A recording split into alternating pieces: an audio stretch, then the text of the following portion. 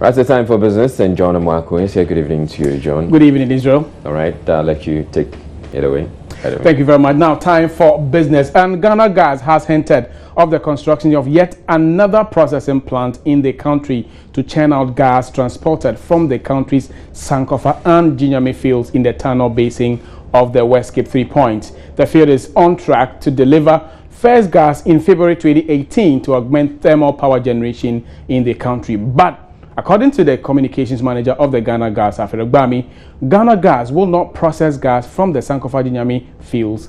In an interview with Joy Business, he said the processing facility will not be able to handle the volumes of gas from the fields. Sankofa has a higher capacity than even our plant, and there's a plan for Sankofa to have its own plant, which even has a higher processing capacity than the Achabo gas processing plant. You know, the ENI Sankofa project is supposed to have its own plant, which will be higher in terms of its ability to process gas than what we have at the moment. So, really, their gas will need to go through our pipeline. And if it has to go through, there would have to be an enhancement.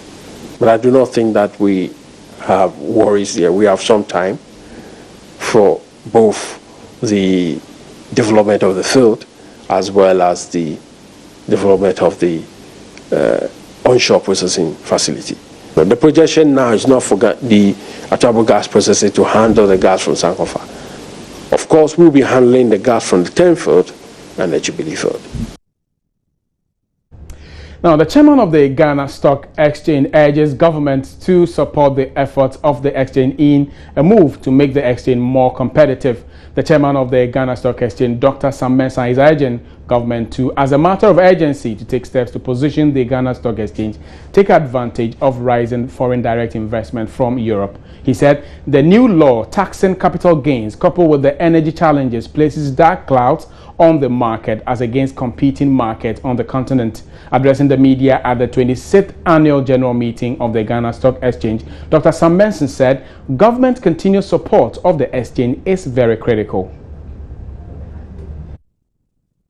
Government has to continue to support the exchange because our market is a relatively small market.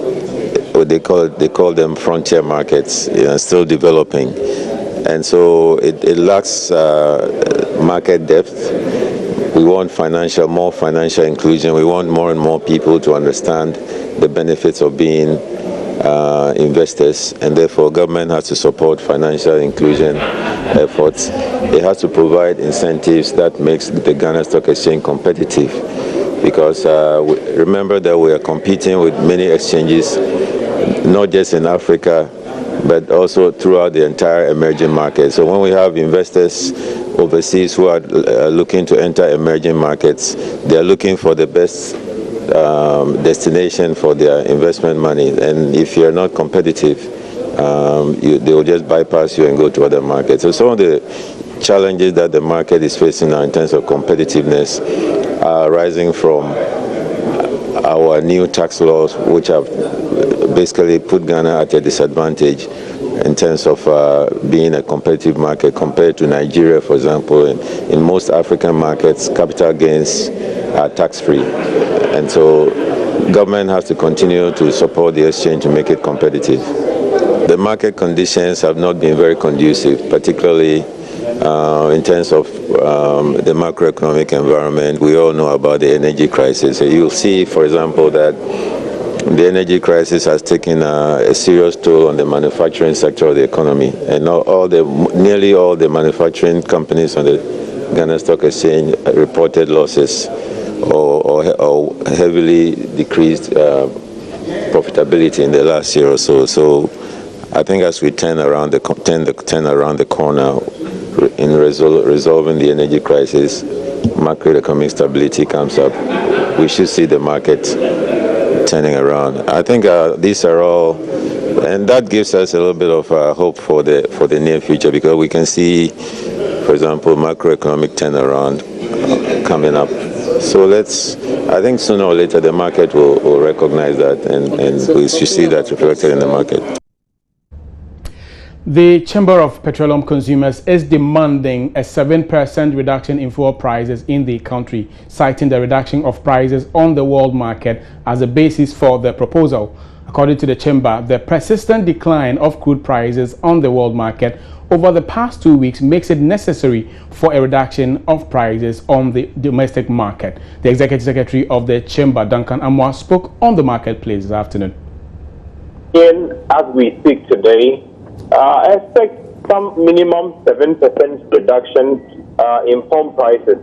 If you recall, 2 weeks ago when we put out we needed some 3% reduction, the market eventually ended up giving about 2% reduction, which meant that even the 50 levels and the significant reductions that we should have seen wasn't actually seen.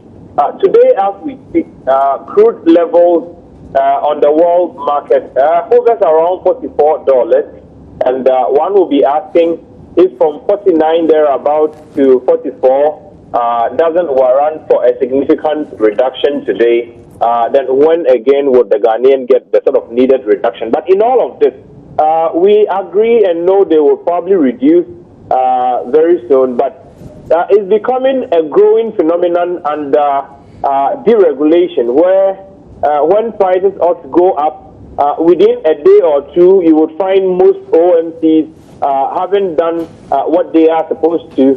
But when it has to be the reverse or has to go down, you're likely to find that they drag their feet for 5, 6, 7 days into a pricing window before you see these adjustments reflect at the pump. We want to believe that this coming window, starting from tomorrow, Saturday, and Saturday, we are not going to have to wait for 3-4 days to see the reduction reflect at the pump. We think that it has to be immediate, it has to be soon, and the Ghanaian would have to be given some relief as far as petroleum dynamics and fairness is concerned under deregulation. We believe 7% is actually fair and reflective of what exists currently in the industry.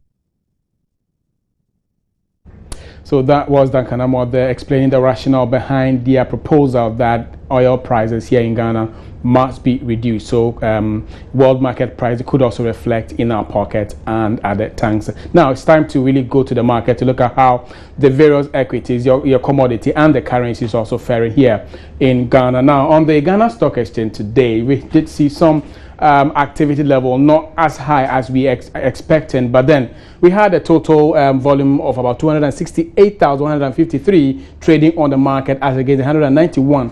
Quite some marginal improvement over yesterday's performance, but at a total value of 58,114 as compared to the day before. It is not that significant though, but that was able to really bring the market cap down to about 54,754.45 million Ghana cedis. And as we indicating, almost the composite index, which measures the total performance of the market, really did marginally grow to almost about 0.35%, and the year-on-year returns on that equity market still remains negative 10.41%. And then the financial index, which measures the total financial performance of the financial equities on the market, also suffered by some 13.24% per annum. It's only the Anglo Gold Ashanti shares which actually made the market or moved the market. That's actually the depository share, which actually returned 2 pesos per share, and will be opening the market tomorrow at 52